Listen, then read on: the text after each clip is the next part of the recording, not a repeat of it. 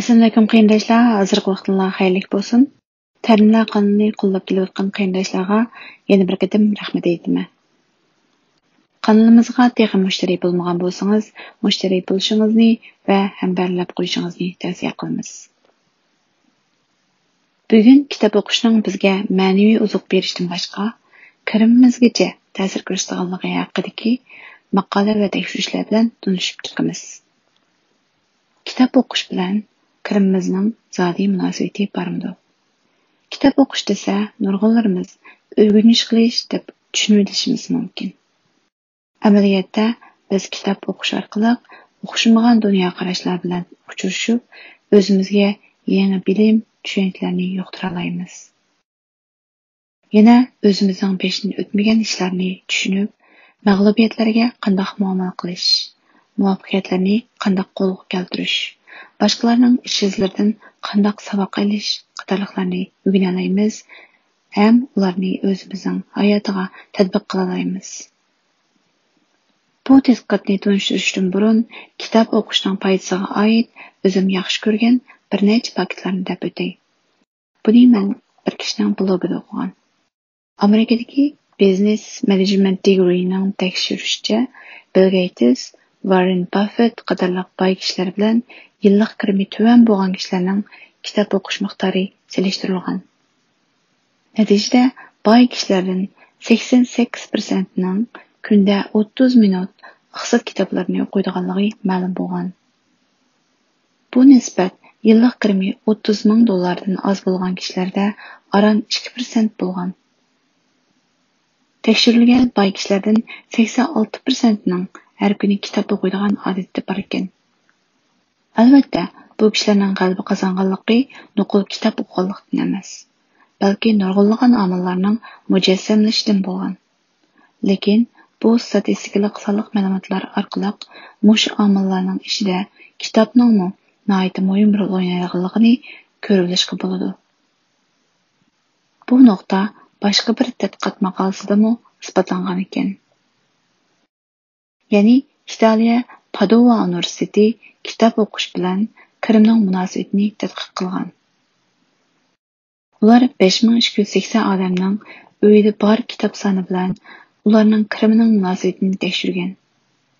Kichik vaqtida maktabdan sirtqi vaqtlarda 10 dan ortiq kitob o'qiganlarning yillik kirimi kitob o'qimagan kishilar bilan solishtirganda 21% farqlangan. Amsa bugungi maqolaga diqqatimizni ag'daraylik.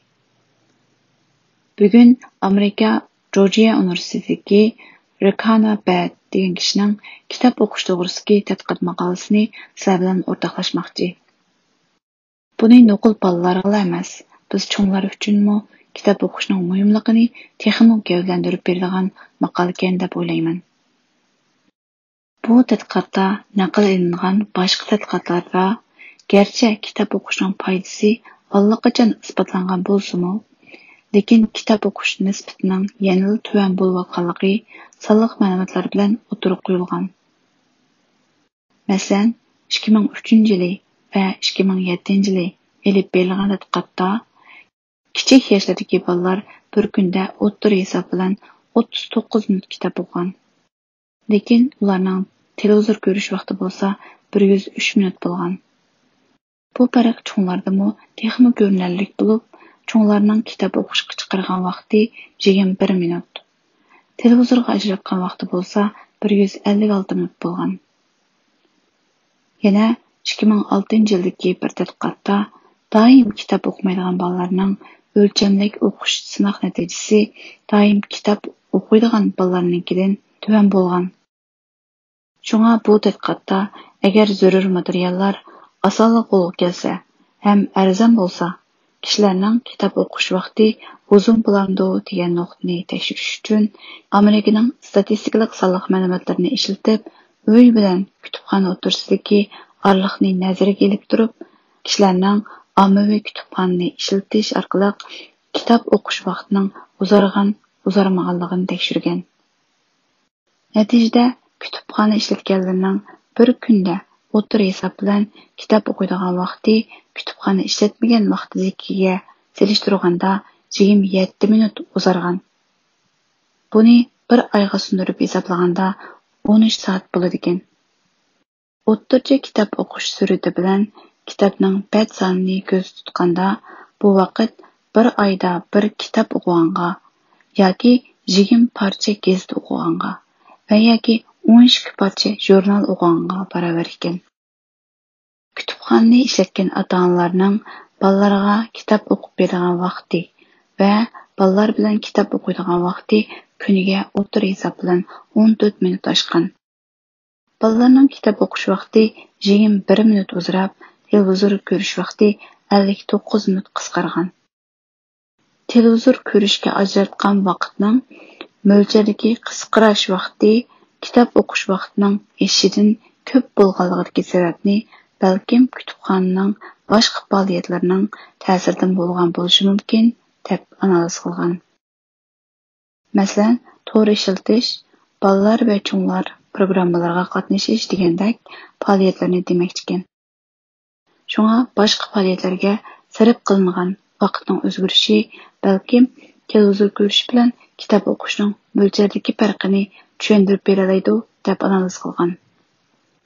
Kutubxona ishlatish o'z navbatida maktab yoshidagi bolalarning topshiriqlarini vaqtida o'rinlash va yaxshi ish harakatlarida bo'lish nisbatiga aktiv ta'sir ko'rsatgan.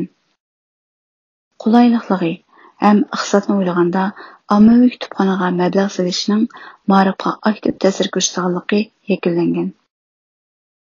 Bu tadqiqotda eng tabiiy va oddiy usulda kishilarning kitob o'qish odatini yetildirish uchun ommaviy kutubxonalarga mablag' solish lozimligi o'tirib qo'yilgan. Yana kutubxonaga berish kelish qulaylik bo'lgan sari kishilarning kutubxona ishlatish nisbati yuqorilaydi.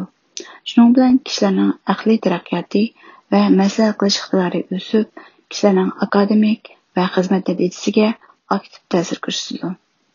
Shunday qilib, eng oson usulda fuqarolarning universal saposi o'sadi deyilgan.